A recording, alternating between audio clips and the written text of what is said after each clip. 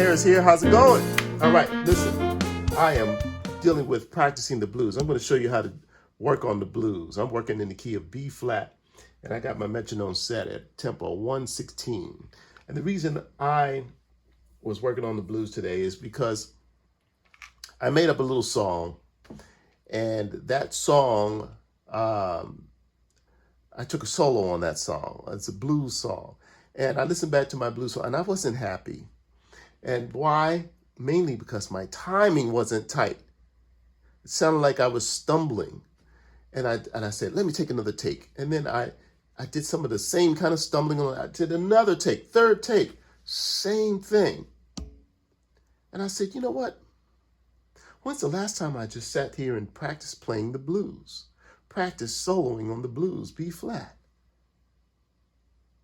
Yeah, I can't even tell you when the last time that was.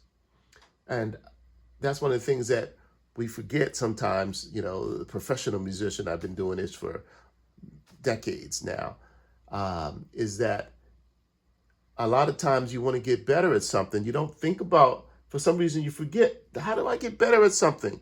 Same thing, everything. I got those classical piano books up there. I've got jazz songs with heads that are difficult to learn. I got jazz songs with chord changes that are difficult to learn and to solo over. But I think about the blues, and it's like, I don't need to practice the blues. No, not true. Not true. So today I'm going to show you how I was practicing the blues and just give you a couple of tips. Give you a couple of blues phrases. Okay, now, piano is different than the saxophone in that you got to play your own accompaniment as well, right? You can't just go through a whole gig and just all night long you only play the right hand. No, you got to play the left hand too, all right? Now, horn players, they got to keep their own timing when they're soloing, you know, and that's a very difficult thing to do, and they have to practice that. Piano players, you have to practice soloing and accompanying your solo at the same time. That's all we're going to talk about today, is soloing on the B-flat blues.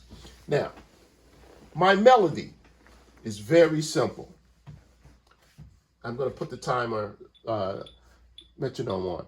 You want to practice playing soft on the piano? This is what you do. You put the metronome down low. That's right. Just turn the volume down almost so you can't hear it. And then you will be trying to hear the metronome, and you're going to play softer.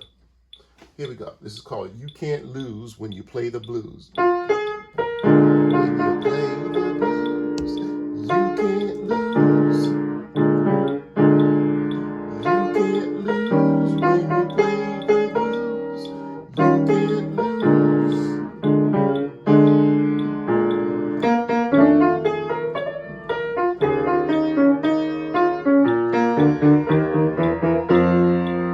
That's the melody, okay? So very simple melody except for maybe the last 3-4 measures. All right, I'm going to play the melody one more time. Get in the groove, and then I'm going to go into some of the soloing that I've worked out.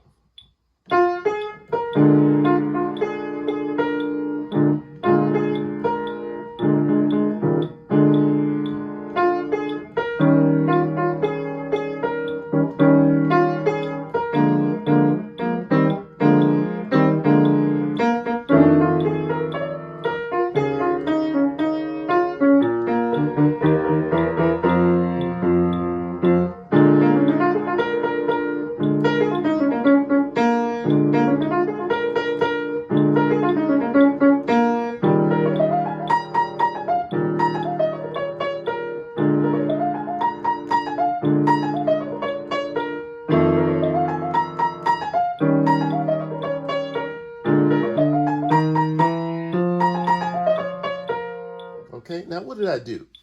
I am not doing anything but the minor pentatonic. B flat, the minor third, the fourth, the fifth, and the seventh, the flat seventh. So those 5 notes make the minor pentatonic, okay? And you can use the minor pentatonic in any blues sound. And when I say any, that's what I mean. I can use it on the 1 chord, the B flat. I can use it on the 4 chord, I can use it on the 5, all 3 of those chords, okay? I can even use it on the 2, and then 5.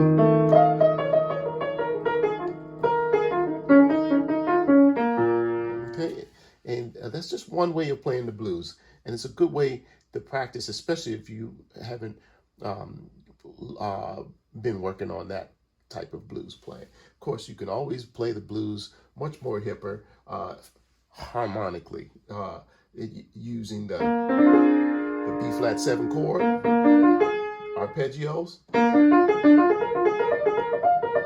the scale. This is really the Mixolydian mode, or the major with a flat 7.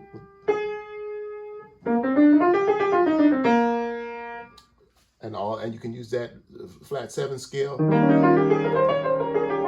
with all 3 of those chords. I'm just using the 3 chords, the main 3 chords, and that's the 1, the 4, the 5, and then back to the 4 again and back to the 1. That's the simplest version of the blues, or one of the most simple. Okay, so now let's break that down. I said 1, 2, 3, 4, 1. Okay, now left hand played on beat 1, but the right hand came in on what? I'm coming in on the and of 1 in the right hand. 1 and 2 and 3 and 4 and 1. So when you're doing these phrases and you come across one that you like, sometimes you go away from that phrase, even just 5 or 6 seconds, and then you can't get back to it. You know the reason why? You didn't remember what beat you started on. Yeah, you got to remember what beat you started on, and that will help you remember that phrase. I'm going to start this phrase on the and of 1 and 16ths. 1. Let's do the metronome. 1, 2, ready, go.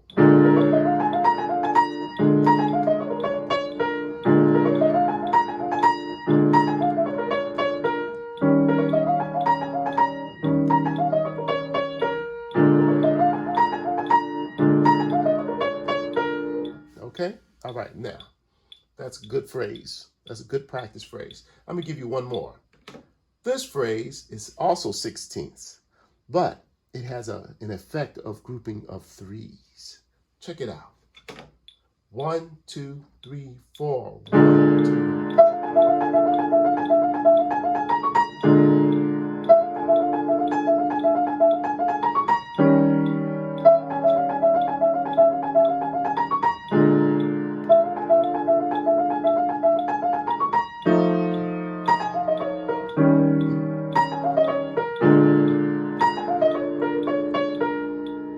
So what did I do? I grouped 16th notes, but I grouped them in by accenting every third one of them.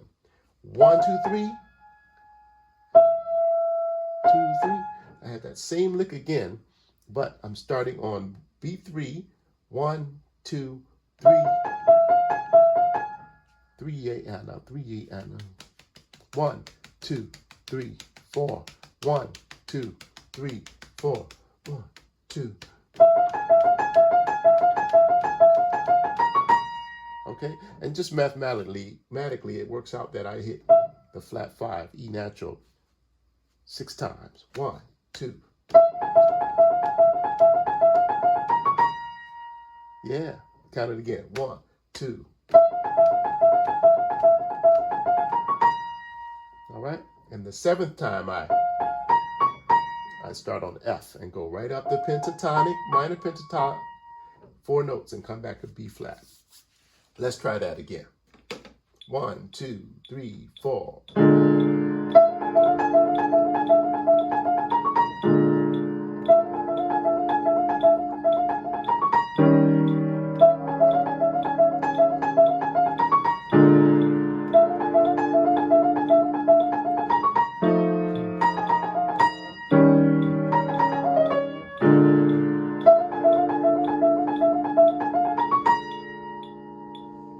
All right? Take care. Be good. Keep on practicing. You can't get better if you do not practice.